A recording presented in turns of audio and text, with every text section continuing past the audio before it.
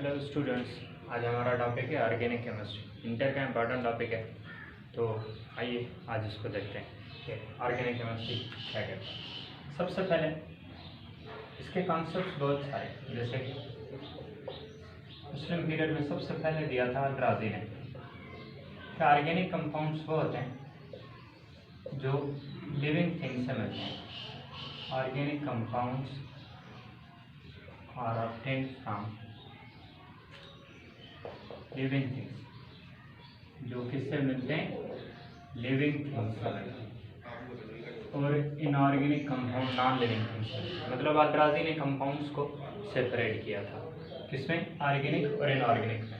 तो उसने, हमारा टॉपिक ऑर्गेनिक है, तो उसने ये बोला था कि ऑर्गेनिक कंपाउंड्स किससे मिलते हैं? लिविंग थिंग्स से मिलते हैं। उसके बाद एक साइंटिस्ट था लेवॉइज़ियर, उसने ये बोला कि organic compounds are composed of carbon atoms. The compounds contain carbon as a main constituent. As a main constituent.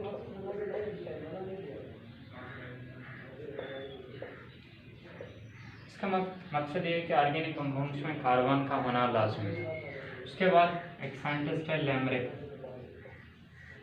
उसने बोला था कि ऑर्गेनिक कंपाउंड में कार्बन के अलावा भी कुछ कंपाउंड होते हैं, लेकिन कुछ ऐसे भी कॉन्सेप्ट्स बनाए जाते हैं कि भाई जो लिविंग थिंग्स हैं, मतलब प्लांट्स और एनिमल्स से मिलते हैं, वो ऑर्गेनिक होते हैं अकॉर्डिंग टू लेमरे। जो मिनरल्स से मिलते हैं वो इनऑर्गेनिक होते हैं। लेकिन उसने एक और चीज़ भी बोली थी कि organic compounds also contain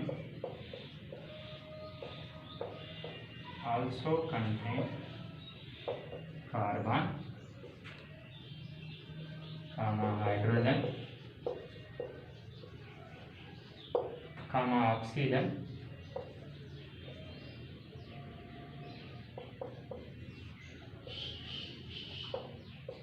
sulfur, nitrogen, phosphorus, halogens and some metals। उसने कहा था कि ऑर्गेनिक कंपाउंड्स में कार्बन मेन एसेंशियल है लेवॉइज़ियर के मुताबिक, लेकिन कुछ और एलिमेंट्स भी होते हैं। लाजमी नहीं कि सिर्फ कार्बन ही हो, कार्बन के अलावा ये एलिमेंट्स भी हो सकते हैं। मेटल्स ट्रेसेस अमाउंट में होते हैं, मतलब बहुत कम, लेकिन मेटल के आने के बाद वो आयनिक हो जाता है, उसकी प्रॉपर्टीज में फर्क हो जाता है। लेकिन इसके कहने के मुताबिक ये कंडीशन थी कि जो carbon, hydrogen, oxygen, sulphur, nitrogen, phosphorus, halogens और कुछ मेटल्स भी हो सकते हैं, सिर्फ कार्बन ये भी हो सकते हैं। उसके बाद सबसे मेन जो थ्योरी आई थी, जिसका नाम है वाइटल फोर्स थ्योरी, जे बर्ज़िलियस ने दिया। जे बर्ज़िलियस ने ये बोला कि एक थ्योरी दी जिसका नाम है vital force theory. Vital force theory ये बहुत इम्पोर्टेंट थी, जिसको शॉर्टकट में हम VFT लिखते हैं। ये इतनी इम्पोर्टेंट थी, मतलब मशहूर हुई थी कि जो इसने बोला था वो हर कोई मानता था कि भी सच है। According to him, organic compounds can not be prepared in laboratory. Organic compounds can not be prepared in laboratory. Organic compounds को हम लैब में तैयार नहीं कर सकते। इसका मकसद ये हो गया कि भाई ऑर्गेनिक कंपाउंड्स में को सिर्फ नेचुरली एग्जिस्ट करते हैं, उनके अंदर एक फोर्स होता है वाइटल फोर्स, जो नेचुरल फोर्स है, जिसको हम वाइटल मतलब नेसेसरी फोर्स है, ये होता है। इस वजह से ये फोर्स हम आर्टिफिशियली क्रिएट नहीं कर सकते। तो अगर ये फोर्स नहीं बन सकता अकॉर्डिंग टू बर्ज़िलियस, तो ऑर्गेनिक कंपाउंड्स भी नहीं बन सकते लैब में। तो ये थ्योरी बहुत फेमस हुई थी बर्ज़िलियस की, जहाँ से हमारा टेक्स्ट फॉलो करता है। लेकिन इसके बाद कुछ टाइम तक तो इसको फेमस बना दिया गया, भाई कोई ऑर्गेनिक कंपाउंड नहीं बनता। लेकिन एक आ गया था साइंटिस्ट जिसका नाम है एफ होलर, लिख दिया, ओके। एफ होलर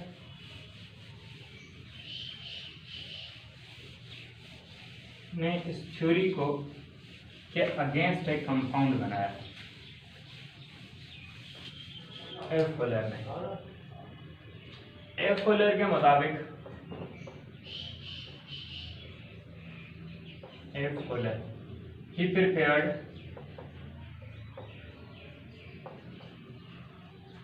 यूरिया, ये ऑर्गेनिक कंपाउंड है, from inorganic compound in lab, inorganic compound in lab. इसने क्या किया, यूरिया बनाई, वो भी इनऑर्गेनिक कंपाउंड से, मतलब एक ऑर्गेनिक कंपाउंड इनऑर्गेनिक कंपाउंड से बना, वो भी आर्टिफिशियली लैब के अंदर। पहले किसी को मानने के लिए कोई तैयार नहीं था कि भाई ये इस बात को कि भाई लैब में ऑर्गेनिक कंपाउंड बन भी सकता है, क्योंकि बर्ज़िलियस ने बोला था कि नहीं बन सकता। उसने क्या किया, अमोनियम साइनेट को NH4CN4, अमोनियम साइनेट, ये इनऑर्गेनिक कंपाउंड है, क्या किया, उसको बॉइलिंग वाटर के अंदर रखा, बॉइलिंग वाटर, हीट किया उसको, तो इसके अंदर रीअरेंजमेंट आ गई, मतलब कोई चीज़ इससे नहीं, सिर्फ एटॉमिक रीअरेंजमेंट हो गई। तो क्या बना था हमारे पास, NH2CONH2, जिसको हम क्या कहते हैं, यूरिया, या फिर आप इसको कह सकते हैं डायमाइन कीटोन, डायमाइन कीटोन, या फिर आप इसको कह सकते हैं डायमाइन मिथेनॉन, डायमाइन मिथेन, ये सब इसके नाम है। तो ये कंपाउंड इनऑर्गेनिक है, वो कंपाउंड ऑर्गेनिक है, इनऑर्गेनिक कंपाउंड, ये क्या है, ऑर्गेनिक है। तो उसने क्या किया, ऑर्गेनिक कंपाउंड को लैब में भी बनाया, लेकिन एक इनऑर्गेनिक चीज़ से बनाया। शुरू में ये बात किसी को पहले नहीं पड़ी, लेकिन टाइम गुजरने के बाद बहुत सारे ऑर्गेनिक कंपाउंड्स बनने लगे लैब में। तो उन्होंने वाइटल फोर्स थ्योरी को साइड कर दिया कि भाई ये बात गलत है कि हम ऑर्गेनिक नहीं बना सकते, ऑर्गेनिक कंपाउंड को हम लेबोरेटरी में बना सकते हैं। जब ये बात क्लियर हो गई कि ऑर्गेनिक कंपाउंड्स भी आर्टिफिशियली बन सकते हैं, तो उन्होंने इस कॉन्सेप्ट्स को चेंज कर दिया, जितने भी पीछे वाले कंसेप्ट आए थे। तो मॉडर्न उन्होंने ये कॉन्सेप्ट बनाया, modern concept of organic chemistry, organic compounds, the study of hydrocarbons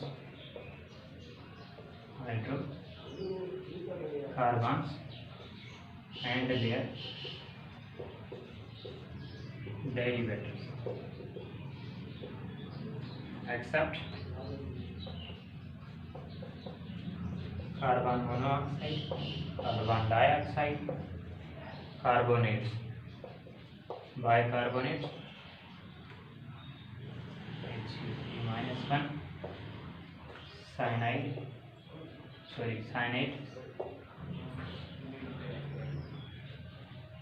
and carbides. अब इसको हम डिस्कस करते हैं कि मॉडर्न डेफिनेशन में कौन कौन सी चीज़ें हमारे पास। सबसे पहले हमें ये समझ आएगा, तो हमें ऑर्गेनिक केमिस्ट्री समझ आएगा। हमारे लिए सबसे पहला काम है हाइड्रोकार्बन्स। हाइड्रोकार्बन्स को क्या कैसे डिफाइन करें? हम ये कह सकते हैं कि हाइड्रोकार्बन ऐसा कंपाउंड है, compound which is composed of carbon and hydrogen, compound which is composed of carbon and hydrogen ऐसा कंपाउंड जो कार्बन और हाइड्रोजन का बना। जैसे हमारे पास एक एग्जांपल लेते हैं, CH4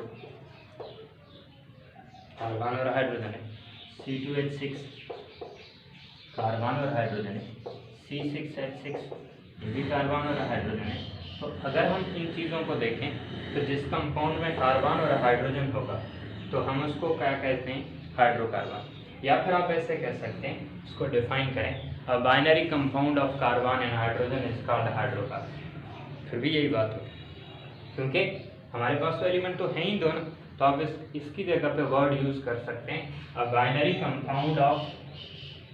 compound which is composed of carbon and hydrogen is called hydrocarbon.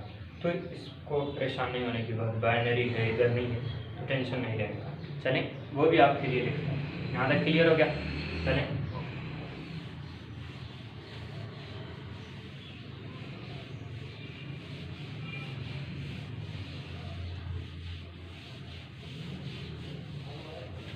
अब हमारे पास है डेरिवेटिव।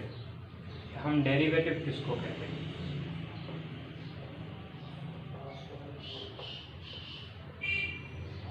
डेरिवेटिव ऐसे कि जो चीज़ हाइड्रोकार्बन से बनाई गई तो उसका डेरिवेटिव होगा। Compound which is composed of which is formed from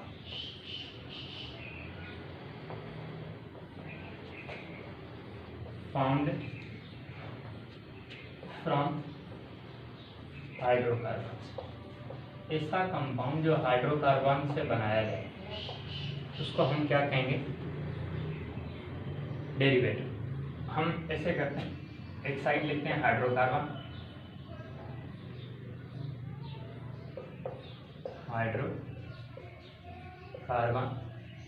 इस साइड हम लिखते हैं डेरिवेटिव। कौन सा डेरिवेटिव है और कौन सा हाइड्रोकार्बन है। अब हमारे पास लिखा हुआ है CH4, इसमें देखें कार्बन हाइड्रोजन है, ठीक। लेकिन अगर हम इसको ऐसे लिखें, हाइड्रोजन को एक एटम को रिप्लेस करें, उसकी जगह पे क्लोरीन आ जाए। यहाँ पे क्लोरीन भी आ सकता है, फ्लोरीन भी आ सकता है, आयोडीन भी आ सकता है, कोई और भी आ सकता है। तो जो कंपाउंड इसमें से बनेगा तो हम उसको क्या कहेंगे, डेरिवेटिव। हमारे पास लिखा हुआ है C6H6 बेंजीन, इधर लिखेंगे C6H5OH, तो एक और एलिमेंट आ गया। अभी ये बाइनरी है, लेकिन ये बाइनरी नहीं है, इसमें 3 एलिमेंट हो गए। तो ये देखें कि जो कंपाउंड हाइड्रोकार्बन से बनेगा हम उसको क्या कहेंगे, डेरिवेटिव। एक और एग्जांपल भी लिखते हैं, C2H6, इसको अगर आप ऐसे लिखो C2H5Br, तीसरा एलिमेंट आ गया। मतलब ये जो कंपाउंड बना इसमें से बना, तो इसको हम बोलेंगे डेरिवेटिव और इसको बोलेंगे हम क्या, हाइड्रोकार्बन। यहाँ तक क्लियर हो गया? क्लियर? अब कॉन्सेप्ट हो गया। कुछ कंडीशंस देखी थी हमने एक्सेप्शनल केस में। अगर आप थोड़ा पीछे याद होगा तो हमने डेफिनेशन लिखा था, डेफिनेशन में कि study of hydrocarbons and their derivatives exception case था। उनमें भी कार्बन था, जैसे कार्बन मोनोऑक्साइड, उसमें भी तो कार्बन है, लेकिन इनमें भी कार्बन है। फिर भी हम उनको एक्सेप्शनल इसलिए, कुछ कंडीशंस हैं, ऑर्गेनिक कंपाउंड्स के कैरेक्टर्स हैं, अभी हम वो डिस्कस करते हैं। मैन कैरेक्टर्स, या जिसको आप फीचर्स बोल सकते हैं कि कंडीशंस, ठीक। सबसे पहले ऑर्गेनिक कंपाउंड्स के अंदर carbon is essential element. Carbon के लिए क्या होना, ऑर्गेनिक के लिए कौन सी चीज होना लाजमी है, कार्बन का होना लाजमी है, एसेंशियल एलिमेंट। ऑर्गेनिक कंपाउंड्स के लिए कार्बन का होना लाजमी है, याद रहे। लेकिन हर जगह एक कुछ कंडीशन जो हमने एक्सेप्शन में लिखी थी उनको भी याद रखिएगा। दूसरी पॉइंट कि ऑर्गेनिक कंपाउंड्स के अंदर उनके melting point, their melting point and boiling points are low. Organic compounds का melting point, boiling point very low होता है। फिर से सुनो, इनको हम अगर इनऑर्गेनिक के साथ कंपेयर करें, हमारे पास 2 ब्रांचेस मेन हैं, ऑर्गेनिक इनऑर्गेनिक, वैसे भी बहुत सारी, लेकिन अगर हम कंपेयर करें तो ऑर्गेनिक कंपाउंड्स का जो मेल्टिंग पॉइंट बॉइलिंग पॉइंट होता है वो लो होता है। क्यों होता है ये थोड़ी सुनिए। इनके अंदर कोवेलेंट बॉन्ड होता है, they contain covalent bond, they contain covalent bond. जिस कंपाउंड में कोवेलेंट बॉन्ड आ गया, अगर वो नॉन पोलर है तो उसके इंटरमॉलिक्यूलर फोर्सेस वीक होंगे। जैसे मैं आपको एक मिसाल देता हूँ, हमारे पास है मीथेन CH4, इसके अंदर जो बॉन्डिंग है वो कोवेलेंट है, और कोवेलेंट अगर प्योर हो जाए तो हम उसको नॉन पोलर कहते हैं। और जिसके अंदर नॉन पोलर बॉन्ड होता है उसके फोर्सेस आयोनिक के कंपैरिजन में बहुत वीक होते हैं, जिसको हम डिस्पर्शन या वंडरवाल फोर्सेस कहते हैं। जिस कंपाउंड में नॉन पोलर बॉन्डिंग आ जाए, कोवेलेंट प्योर कोवेलेंट बॉन्डिंग आ जाए, उनके इंटरमॉलिक्यूलर फोर्सेस वीक होते हैं, और जिसके इंटरमॉलिक्यूलर फोर्सेस वीक होंगे उनके हमेशा मेल्टिंग पॉइंट बॉइलिंग पॉइंट होगा। याद रहे आपको। कुछ और आगे चलते हैं।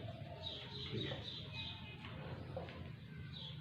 They have low densities, same condition कि इनके अंदर इंटरमॉलिक्यूलर फोर्सेस बहुत वीक हैं, जिसकी वजह से उनकी डेंसिटी बहुत कम होती है। दे कैन शो आइसोमेरिज्म, वो आइसोमेरिज्म शो कर सकते हैं। आइसोमर्स आगे हमारा टॉपिक है, लेकिन यहीं पे कुछ चीज़ें बता दो। आइसोमर्स उसको कहा जाता है जिसके एक ही कंपाउंड का, एक से ज़्यादा कंपाउंड का मॉलिक्यूलर फार्मूला सेम हो, स्ट्रक्चर चेंज हो। आइसो मैंने सेम, मर मीन्स यूनिट्स, मैंने जिनके मॉलिक्यूलर फार्मूला सेम हो, स्ट्रक्चर चेंज हो, तो उनको आइसोमर्स कहा जाता है। ऑर्गेनिक कंपाउंड्स के आइसोमर बहुत ज़्यादा बन सकते हैं। नेक्स्ट पॉइंट सुने, देखें या दे आर कंबस्टेबल। अगर आपको एक चीज याद रहे, इनऑर्गेनिक और ऑर्गेनिक की टेस्ट करनी है कि भाई पहचानना है कि ऑर्गेनिक या नहीं। जैसे हमारे पास प्लास्टिक है, आपको कैसे पता चले कि इसमें कार्बन है या नहीं? तो इससे तो आप जाहिर नहीं कर सकते, क्योंकि आप इसकी टेस्ट जब तक करेंगे या कुछ और डिटेल में जाएंगे, तो देखने से हमें कैसे पता चले कि ये ऑर्गेनिक है या नहीं? तो आप क्या करें, उसको जला कर दें। सबसे आसान काम ऑर्गेनिक और इनऑर्गेनिक को पहचानने का, उसको जलाएं। अगर वो जल जाता है तो वो क्या होगा, ऑर्गेनिक। तो सबसे मेन पॉइंट ये याद रहेगा आपको कि वो क्या हो सकते हैं, जल सकते हैं, कंबस्ट हो सकते हैं। नेक्स्ट, इनमें एक प्रॉपर्टी आती है कि इसमें सबसे ज़्यादा कार्बन क्यों आता है। चलेंगे उसको अलग करके पढ़ते हैं। यहाँ तक क्लियर हो गया? Okay done.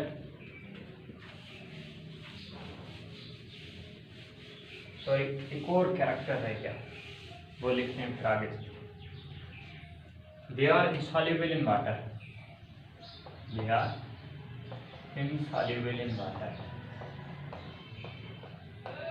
वो पानी के अंदर इनसॉल्युबल है, क्योंकि आयोनिक कंपाउंड वाटर डिजॉल्व करता है, लेकिन ऑर्गेनिक कंपाउंड्स को वाटर डिजॉल्व नहीं करता। एक तो उनका सरफेस टेंशन डिफरेंट होगा, दूसरा उनके इंटरमॉलिक्यूलर फोर्सेस की नेचर डिफरेंट है, इस वजह से वो इनको डिजॉल्व नहीं करता। अभी आते हैं मैं कि सबसे ज़्यादा why carbon is can form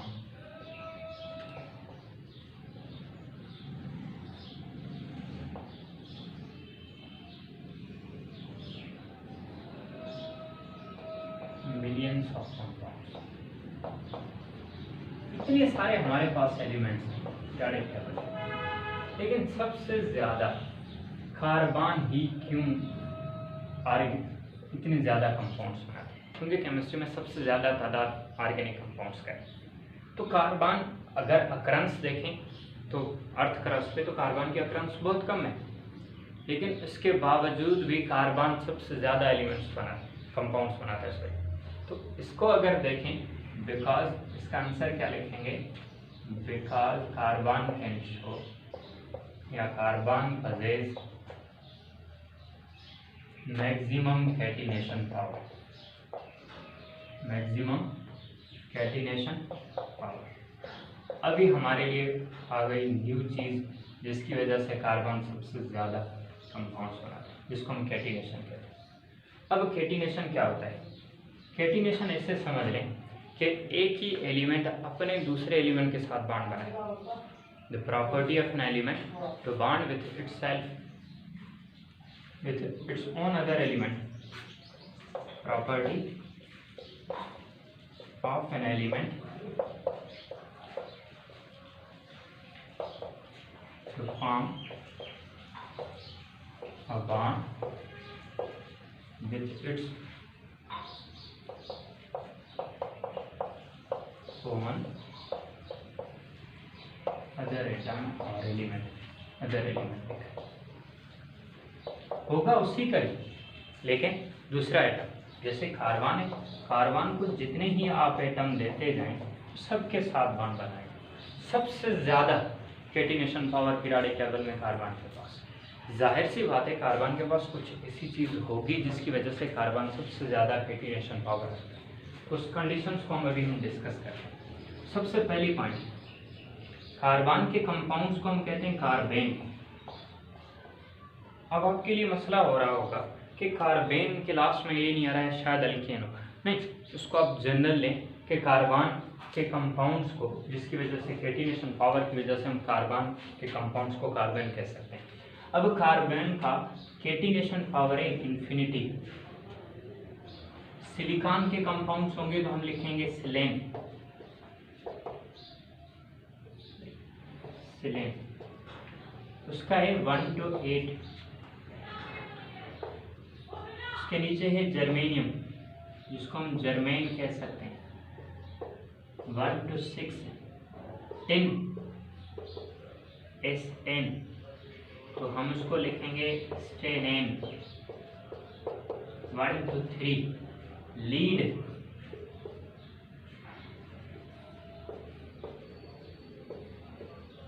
प्लम्बेन, या ये मोस्टली हम यूज नहीं करते, 1 एक ही बार आता है, तो आप लीड को भले आप यूज ना करें, ठीक। तो हमारे पास 4 एलिमेंट्स हैं, कार्बन, सिलिकॉन, जर्मेनियम, टिन। अब इन सब में देखें सबसे ज़्यादा किसका कैटिनेशन पावर है? कार्बन का। इसकी वजह क्या है? क्या ये भी तो 4 चौथे ग्रुप के हैं, इनके पास कैटिनेशन पावर सबसे ज़्यादा क्यों नहीं आता? तो उसकी कंडीशन सभी डिस्कस करते हैं। यहाँ तक लिख लिया? ओके। देखो कार्बन, सबसे पहली पॉइंट ये लिखेंगे कि कार्बन टेट्रावैलेंट है, इस वजह से कार्बन के कैटिनेशन पावर सबसे ज्यादा है। क्या पहली point? Carbon is a tetravalent, carbon is a tetravalent. Carbon क्या है? टेट्रावैलेंट, मतलब 4 वैलेंसी रखने वाला है, क्योंकि उसके लास्ट सेल में 4 इलेक्ट्रॉन आते हैं जो चारों ही अनपेयर्ड होते हैं। तो कार्बन 4 वैलेंसी रखता है, तो कार्बन इस वजह से कार्बन का मैक्सिमम है। लेकिन यहाँ पे एक ऑब्जेक्शन आ गया कि कार्बन के नीचे वाले एलिमेंट भी तो टेट्रावैलेंट है। फिर पॉइंट आ गई कि कार्बन स्मॉलर है, carbon is smaller in size. अपने ग्रुप के कंपैरिजन में कार्बन छोटा है तो इलेक्ट्रोनेगेटिविटी ज्यादा हो जाएगी। फिर से सुनो, पहली पॉइंट को अगर हम देखते हैं तो कार्बन टेट्रावैलेंट है। यहाँ पे मैं कार्बन के एलिमेंट्स लिखा, कार्बन, सिलिकॉन, जर्मेनियम। अब इनके हिसाब से देखें तो सबसे इसकी भी 4 वैलेंसी है, इसकी भी, इसकी भी, इसकी भी। फिर ऑब्जेक्शन आ गया तो ये सब 4 है, तो हम ये ऑब्जेक्शन का आंसर देंगे। कार्बन स्मॉल इन साइज, इन सबसे छोटा है। जो छोटा होता है उसकी इलेक्ट्रोनेगेटिविटी सबसे ज़्यादा होती है। कार्बन इज मोर इलेक्ट्रोनेगेटिव, अपने ग्रुप के कंपैरिजन में कार्बन मोर इलेक्ट्रोनेगेटिव एलिमेंट है। फिर कंडीशन आ गई कि क्या कार्बन इनके कंपैरिजन में तो मोर इलेक्ट्रोनेगेटिव है, लेकिन कार्बन से ज़्यादा वाले एलिमेंट भी तो हैं जिनकी इलेक्ट्रोनेगेटिविटी ज़्यादा है। और भी तो एलिमेंट्स हैं, जैसे कार्बन के बाद आएगा, अगर हम ऐसे लिखें कार्बन, नाइट्रोजन, ऑक्सीजन, फ्लोरीन, तो कार्बन के कंपैरिजन में इनकी इलेक्ट्रोनेगेटिविटी ज़्यादा है। फिर हमारे पास चौथी पॉइंट कि कार्बन के पास लोन पेयर नहीं है, carbon has no lone pair. बाकी जितने एलिमेंट्स हैं जैसे कार्बन की इलेक्ट्रोनेगेटिविटी है 2.5, नाइट्रोजन की है 3.0, ऑक्सीजन की 3.5 और फ्लोरीन की है 4.0। सबसे ज़्यादा मोर इलेक्ट्रोनेगेटिव एलिमेंट फ्लोरीन है। पूरी पीरियोडिक टेबल में याद रखें, fluorine is the most electronegative and caesium is the least electronegative. अब अगर ये बात सोचें कि कार्बन मोर इलेक्ट्रोनेगेटिव है, तो कार्बन से ज़्यादा वाले भी तो हैं जिनके इलेक्ट्रोनेगेटिविटी कार्बन से ज़्यादा है। तो क्या करें, फिर देखें कि कार्बन के पास चारों ही इलेक्ट्रॉन अनपेयर्ड होते हैं, लेकिन नाइट्रोजन के पास एक लोन पेयर होता है, इसके पास 2 लोन पेयर होते हैं, 2 फ्री इलेक्ट्रॉन, इसके पास 3 पेयर है, 3 पेयर है, एक फ्री इलेक्ट्रॉन है। अब देखो कि कार्बन के पास चारों अनपेयर्ड हैं, तो जब ये बॉन्ड बनाएगा तो इनके 4 बॉन्ड पेयर बनेंगे, ये बॉन्ड बनाएगा तो 3 बॉन्ड पेयर बनेंगे, एक लोन पेयर बनेगा। तो लोन पेयर क्या करता है, इनकी रिपल्शन बढ़ाता है।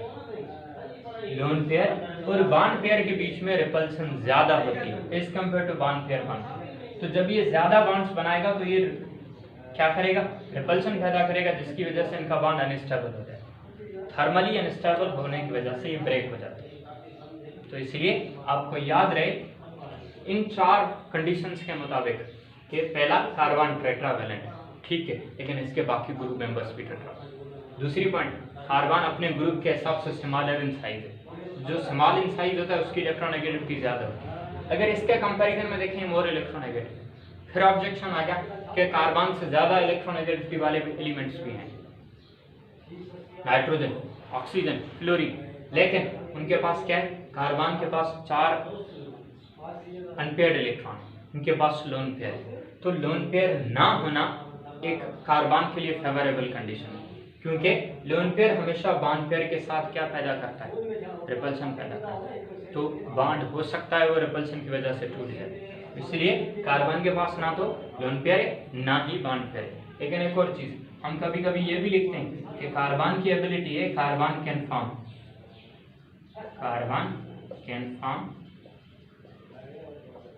Open chain molecule as well as closed ring। वो ओपन स्ट्रक्चर भी बना सकता है इसे, लेकिन वो रिंग भी बना सकता है इसे।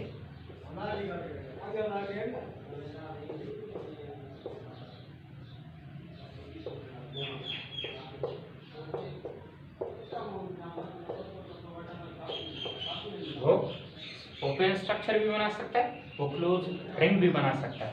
तो अगर आप इस हिसाब से देखें तो ये कंडीशंस होने की वजह से कार्बन सबसे ज़्यादा ऑर्गेनिक कंपाउंड्स बनाता है। पूरी पीरियोडिक टेबल में 118 एलिमेंट्स हैं, जिनमें सबसे ज़्यादा कैटिनेशन पावर क्या है, कार्बन के पास है। एक और कंडीशन भी अगर हम लिखें तो यहाँ पे ये लिख सकते हैं कि carbon can form multiple bonds. मैं एक पॉइंट लिखता हूँ नीचे, carbon can form multiple bonds. क्या कर सकता है, carbon can form multiple bonds.